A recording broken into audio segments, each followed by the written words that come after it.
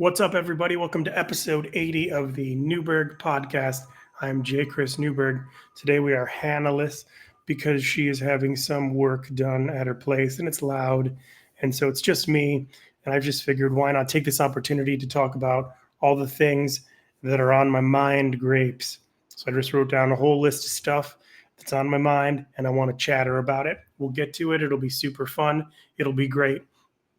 Okay, so lately, I've really been into bacon, lettuce, and tomato sandwiches, like the BLT. It's just, how do you not love the BLT? It's got the bacon, bacon, and then it's got the lettuce, the crunchy iceberg lettuce and tomatoes.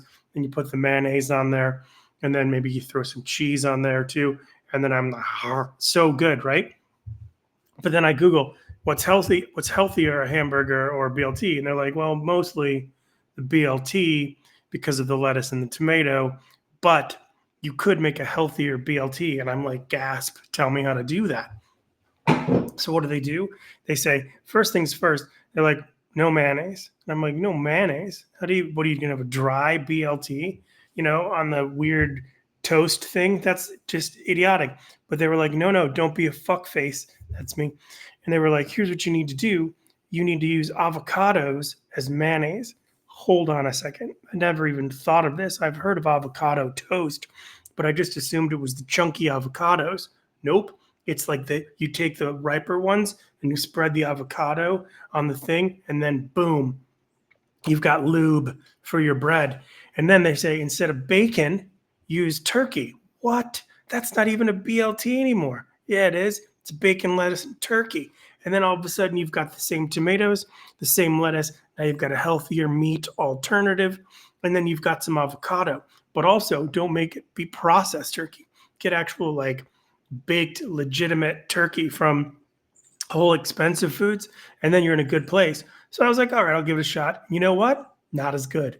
Not as good. But I will now only use avocado as mayonnaise ever. I mostly didn't even use mayonnaise before. I'm not really a mayonnaise guy. I'm more of a mustard fella, because mustard, it's just delightful. It's the most delightful thing in the world. You've heard of mustard seed? This is what happens after mustard seed. It's mustard. It's what mustard seed grows into. How can you beat it? How can you beat it? Anyways, that's the first thing. Second thing is kind of digging the World Series, kind of thinking it's fun now. I mean, it's cool to live in Los Angeles when the Dodgers are in the World Series, because it's like baseball. Everybody loves baseball. Laker fans, not a lot of people give a fuck about the Lakers or the Clippers. But most of the time, it's pretty cool to be here because all the bars are packed, and it's like everyone's like, "Ooh, go Dodgers!" And then there's Yankee fans here, and they're like, "Go Yankees!" But quieter.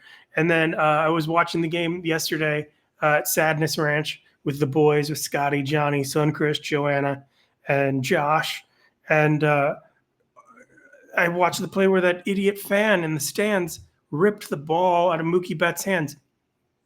What are you doing, you jabroni? Come on, man. Just stay focused. Do your thing. Be a fan. Sit in the stands. You're not part of the game. Everybody is so confident that they are part of everything, like they're going to be important. Like, you should see the look on his face in the New York Post. He's like, meh, meh. Like, what do you think is going to happen? You're going to get tossed out. You don't get to go ever again. You're out of there. Anyways, it's game 5 or game 6 tonight. No, it's game 5 tonight. I hope it's a series. I love the Dodgers. I think they're phenomenal. I want a game. I want a contest. I hope it gets to the point in our life where the Lions become so good.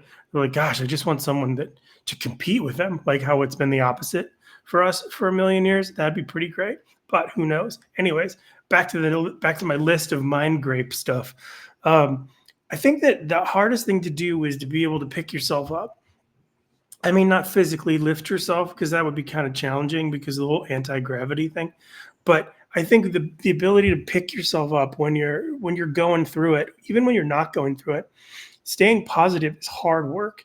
It really is. It's hard work because not everything is perfect. Not everything goes right. You have so many different hurdles. Each day, you have so many different opportunities that can just spiral you down into a weird place. Like, for example, here's a funny story. So yesterday, I want to talk about the Tony Hinchcliffe thing too. But yesterday, I'm online and I post, no one is happier No one is happier when a successful comedian fails than less successful comedians. It's fact. It is in fact. Comics who are nowhere near that popular get worked up. They get excited. They get like woo about the whole thing because it's just like they love talking shit. They also love being supportive. It's not like a terrible class of people, but real talk. So like 2011, and I've talked about this before. I was talking about it a little on stage, but I think I'm going to talk about it more. 2011 was a really weird time for me. It was like 2010, 2011. Not to be, I'm not exactly sure. I want to say 2000, one of the two. Uh, I had, I was like, maybe it was 2009. I think it might have been 2000. I think it was 2009. Yeah, because things started going way better after that. So 2009, I was homeless, as I said a couple of different times, and I'm not like the man. I'm not like, isn't it cool that I was homeless? But what an adventure! What a crazy time in my life that it was just so wild. Part of the time, I lived with this kid named John. Now, John was a wealthy guy. He his father like invented like TV Guide or something, and he lived in an apartment, and he got an allowance. He had his car paid for.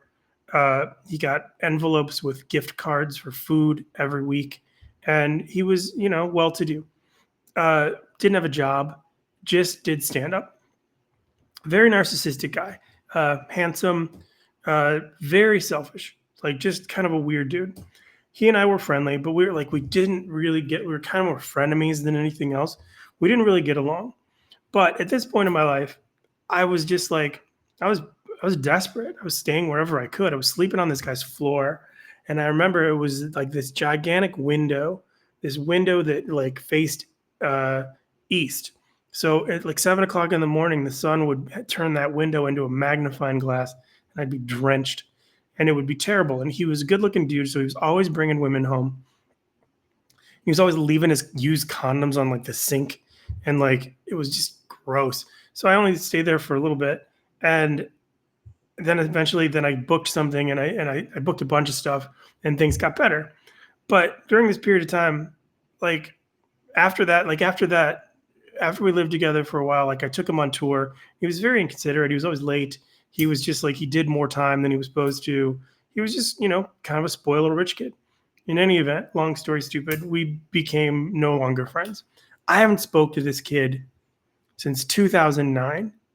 And I post yesterday, nobody is happier or well-to-do, or nobody's more happy than like the comedian thing that I said.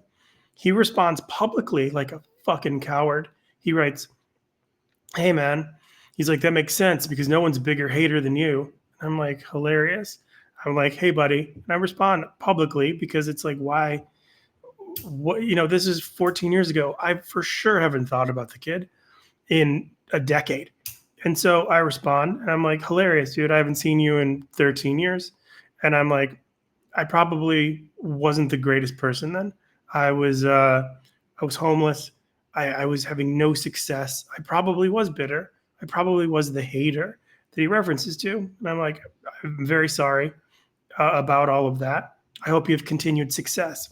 This motherfucker doubles down and he's like, I was so nice to you. You were so mean to me. And this whole paragraph thing of just like, what are you talking about? This was 14 years ago. There's been a pandemic. There's no possible. I've talked to him like twice since then. I shook his hand and we were friendly. We're not friends. But he's like, you were so mean to me. I loaned you money. You spread rumors about me. First off, I paid him back. Second of all, I didn't say anything about him to anybody else that I didn't say to his face. I told him that in the post. And then I was like, what am I doing this for? Why am I getting sucked in to this person's crazy? So I deleted it and I blocked him because I'm like, fuck you. I don't care. But I took the high road and I posted positively about both of his attacks at me. And I wished him the best. And I still wish him the best. But don't come at me on a public forum. Be a man. Reach out to me. Talk to me. It's not like you don't have my number. That's one of the things. So like for like yesterday for like a good couple hours, I was bummed out. It's like, man, this is annoying. Was I a hater? And I started thinking, even if I was, doesn't mean that's who I am now. It means like I was. And yeah, at that point in my life, I literally all I had was a car. And I was living in my car and I was waiting for my car not to die. I was moving my car all over the place so they wouldn't repossess it. And I had zero income and I couldn't like there was no I was too stupid to get a job. And everything I auditioned for, I didn't get. And every show I got was like not good enough because I was losing at everything. But obviously it changed. And that was so long ago, I changed. So I woke up today and I had a little bit of an aftertaste in my mouth. And I was like, no, it wasn't the avocados. A little bit of an aftertaste in my mouth of the yesterday. And I was just like, new day. Let's get into it. Let's get into this brand new day. And I went over my gratitude list and I meditated. I did yoga and I went for a long walk and I had a great time. Every day that I'm able to walk with my ankles and knees not being sore, I walk. I walk 5 to 6 miles. Love it. Then I do 20 minutes of yoga. Then I meditate for 11. It's what I do. It's my process. Puts me right back into it. But sometimes it's hard, like the Eminem song, Till I Collapse. Sometimes it's hard to motivate yourself, but the choices are motivate yourself or don't. And what motivated me today, in addition to the stuff when I was on my walk, I texted a friend. I was like, how are you, buddy? He goes, I'm okay. I was like, well, I hope you turn that okay into a fabulous. And he said, I'll never be fabulous. He goes, but I hope you are. I'm like, of course I'm fabulous. It's a way better neighborhood than okay. And immediately at that moment, I was like, this is pointless. What am I in a bad mood over? Something from like a decade ago. That's silly. So if anybody knows that kid, I wish him the best. I'm sorry if it was weird years ago, but also get over it, move on, let life happen. It's cool. It's probably a little contradictory. If I'm like, I hope everything's okay, everything's cool, double fingers. Just, I don't know. I'm human, I guess. Anyways, back to me. Like when you order a pizza and you get the pizza table, they send a little table with the pizza, right? It's the little dining room table nightstand. Maybe it's a nightstand. Maybe it doesn't need chairs, but it could definitely use chairs. Why don't a pizza place would be huge. Can you just imagine? Everyone would pay an extra quarter for the plastic chairs because then all of a sudden you've got a table set, right? You got a table set from the pizza place and it's going to have chairs. And when Elf on the Shelf is tired of the shelf and he wants to have a meal, he can sit down on the little table, right? Let's say you collect Barbies. Barbie's going to want to do her nails, right? I'm sure, yeah, right. Someone probably does Barbie's nails for her, but that's not the point. The point is chair. Why not have miniature pizza furniture in your house? You never know when it could come in handy. What if you get shrunk? How are you going to eat at your regular kitchen table? You're not going to be able to do it because you're shrunk. But if you've got the pizza table and the chairs, you're set. Think about it, pizza places. You think about it. All right. Everyone on earth has been worked up over the Tony Hinchcliffe at the Republican National Convention. Everybody's been worked up. Christopher Titus told me to fuck off over it online. And I laughed because I'm such a fan of that guy's. And I was like, thanks for the comment. Because I just gave my opinion. And my opinion is this. Tony Hinchcliffe was an inside job. No, that's my joke. And I think it's a really funny joke. But, okay. Here's the background for anybody who doesn't really know who Tony Hinchcliffe is. I'm not speaking as someone who knows him very well. I'm speaking of what I know about him. He started at the Comedy Store like about the same time I moved to Los Angeles. He was a hard worker. I think he worked the door and he worked his way up. And he was always nice to me. Never a problem with the guy, never had an argument. But everybody said he's pretty smarmy. And he was on stage, he was pretty mean. But he was a great writer. And he got the attention of Jeff Ross and started writing with Ross for the roast jokes, for the roasts. And he's a great roast writer. He's like Rickles vibe, Lisa Lampanelli vibe, whatever. Again, this is background. Calm down, everybody, because everybody has their opinion. But even though comedy is subjective, everybody has their opinion and everybody thinks they're right about it. And you are, but you're also wrong sometimes to someone else. So he worked his way up through the Comedy Store. He started having success. And then I remember the only time I've ever worked with him was there was a pilot that I was a producer on, a supervising producer on for the Esquire network. And it was a show, and I don't remember what it was called, but the concept of the show was Dion Cole, Sarah Tiana, um, Tony Hinchcliffe all sat at a booth. There might have been a fourth person. And there was an open mic at El Cid, and it's like a famous open mic. And people would go on stage and they would perform, and they would do these wacky, weird Los Angeles, crazy open mic sets. And it would be comedy, and it would be dance, and it'd be spoken word and music. And the concept of the show was those three would just sit there like Statler and Waldorf in the balcony and just make fun of them. That was the thing. And the show obviously did not work, not because all three of those people aren't brilliantly funny. The show did not work because roasts don't work when the people you're roasting aren't on stage with you. You can't assassinate someone with words from somewhere else or an entire group of people and have it be comfortable, because it just does, it comes across mean. And I remember telling him, giving them the note, I'm like, try to be a little bit likable, try to be a little bit positive in between your snark. I think they all told me to F off, but I don't know. I don't remember. It was a long time ago, but I do remember he was great. He was great at insulting people. Then everybody obviously saw him have incredible success at the Tom Brady roast. He was brilliant. He was brilliant at the Tom Brady roast. Why? Because he was on stage with every single person he was talking to. Every single person he was making reference to was there. They could laugh. They could appreciate it. It was part of it.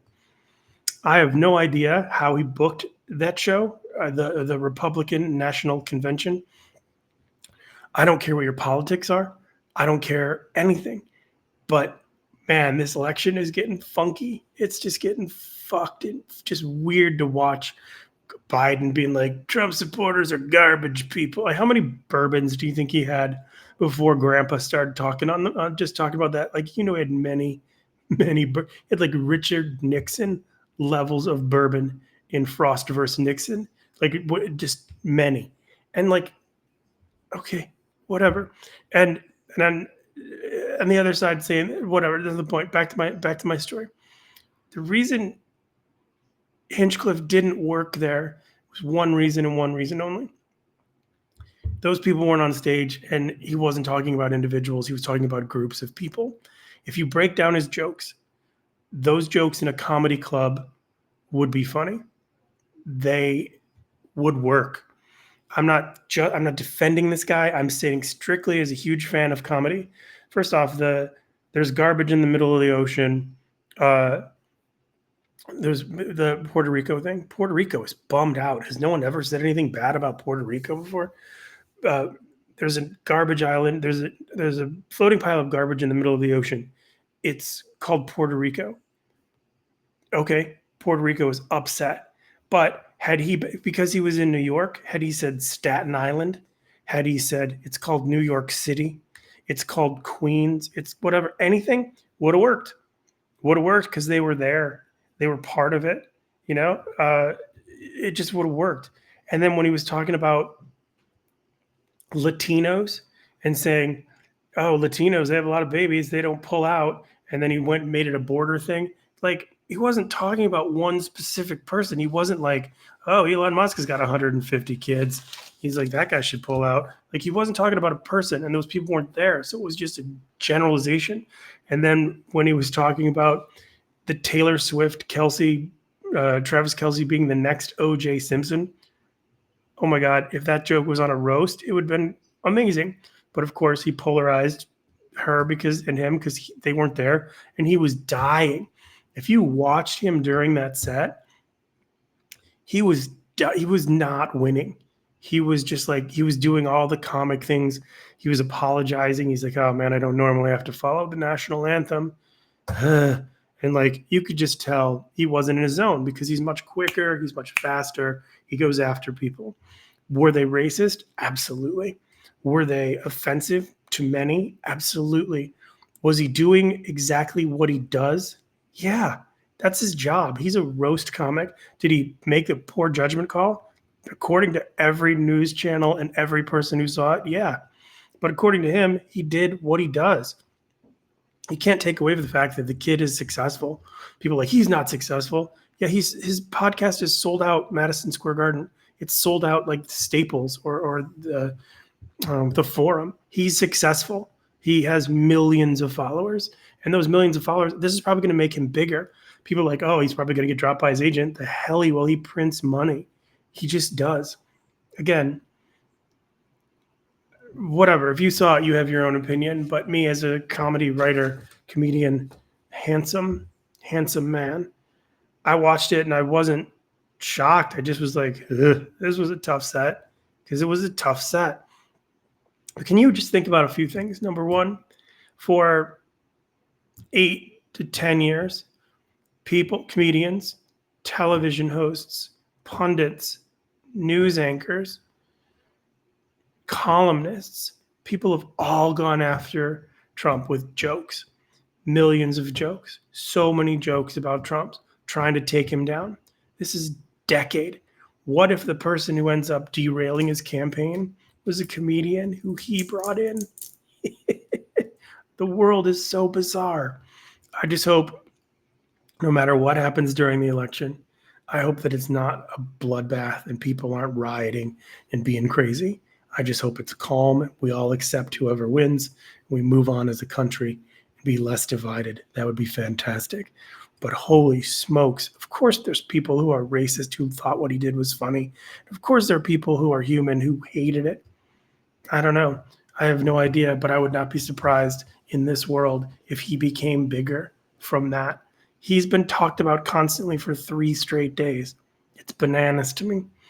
What else is on my mind, Grapes? The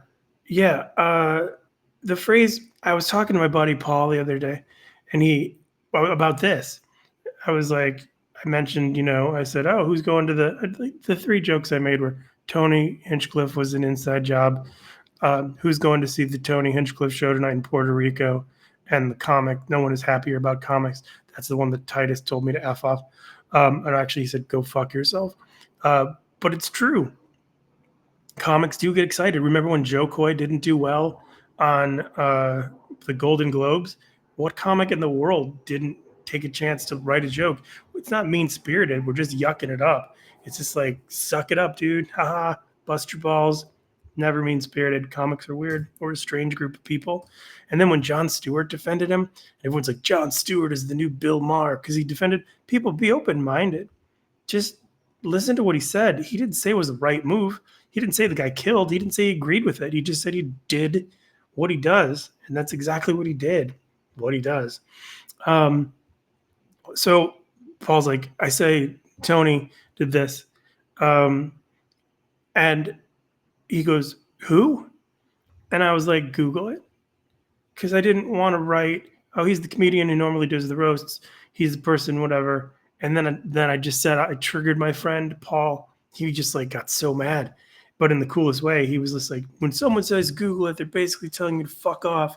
And he did like this 2-minute voice text to me, and he was talking about it, and it was pretty funny. So when someone says Google it, my joke is if someone tells you to Google it, what they're really saying is, I'm lazy, you're dumb, and I hate your stupid face. Which kind of is true, I think, isn't it? Isn't that what it's all about? That's what it's all about. It's all about that. Is it all about whatever it's all about? Maybe it's only partially about. You've heard of the 4 agreements. Never assume. Always do your best. Never take anything personally. Be impeccable with your word. I have the 4 disagreements. Always assume. Take everything personally. Lie a bunch. And don't even try. Yeah, that's way easier, isn't it? Isn't that way easier? Just don't even try. Couple things I don't get. There's astronauts who are stuck up in space. Why would people go in space? We've been there. We've done it. We've been to the moon. We know there's a Mars. If you've been to Disney, you know there's a Pluto. I mean, come on, do the work. Why would you want to go up there and get stuck? Also, why would you want to go into a submarine ever? Why would you do that? To the bottom of the ocean. If it was... jump out of a plane. Why? It's gonna land. I had a weird dream last night that I was in a plane crash but it wasn't like a bad plane crash. It was strange. It was me, my cousin Mike B, and Hannah. Hannah was in the front of us, and I got on board, and they didn't have any room for my roller bag, so I put it in the front in first class. I was like, first class has room for me, because I normally, as you know, sit in the most Canadian seat on the plane, 12A, and put my bag up there. And for some reason, I put my phone in, and so the plane takes off, and it's like hovering over the 405, and like we're literally like 12 feet above the freeway. And I turn around and I make a joke. I got two jokes that I do all the time. One is if someone's taking too long to take a picture, I'm always like, "What are you drawing it?"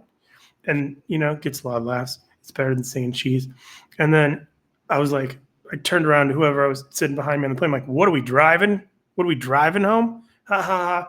Plane crashes on the freeway. Big plane crash. And I'm like, I need to get my phone to tell everyone I'm okay. But also, this video will get so many views. Like, how fucked up is that? I'm like, me surviving a plane crash would get so many views. It would get so many. And then I tried to go, but water kept coming onto the plane. Like we were flooding, but we weren't flooding more than 2 feet because we weren't near the ocean. We were near a freeway lake, which I don't think there is any in LA by the 405. And so freeway lake flooding, and I can't find the exit. I keep asking people where the exit is, and they're like, it's over there. It's around the corner. And then there was this really attractive flight attendant who kept running up and down this plank, and she kept feeding everyone peanuts. It was a very strange dream. It was a very strange dream. So Google it. I saw the Sklar brothers last night. I get their names wrong all the time because I'm old, but they were phenomenal. If you haven't seen the Sklar brothers, holy shit. They were like the Beastie Boys, but stand up. They were musical. They were just like in and out, and their transitions were insane. They were so funny, and it was like almost rhythmic. It was one of the greatest comedy sets I've ever seen. They just did 10 minutes in front of like 19 people, but it was like zing, zing, zing, zing, zing, zing. It was great. And I also saw Jordan Rock, Tony and Chris Rock's brother. Wow, so good. He's just got a great delivery, and he was funny. It was a really interesting set. Not interesting as in like I was surprised that they were both good, but they were all three of them. It was really cool. I love watching comedy. I never used to, but I love watching comedy. Let's see. So many people can't count. I don't even know what that means. I do know what that means. Two different things. Two more things before I get out of here. I didn't realize Sunday Funday was a thing until I was like 40, and people out here would have like Sunday Funday parties. How many Sunday Fundays did I miss growing up? There's so many Sundays that were fun. I never called them fun days. I went to my Sundays back in Michigan were like, how am I alive? I would go and I would wake up in the morning, and I would have breakfast at McDonald's. I'd have the McDonald's breakfast, the sausage McMuffin hash brown, but I get 2 hash browns. And then I'd wait till that digested. And then I would go to Buddy's and I would get a salad, one of those small antipasta salads. And I'd get a small pizza, sometimes a large pizza, and I would take it down back in the day. A small pizza, and it would be half gourmet vegetarian and half meat lovers. And then I would get the jug of Buddy's Ranch. And then after I got the jug of Buddy's Ranch, then I would get one of those cookies. Have you ever heard of this with the frosting? So good. So I would do that. And then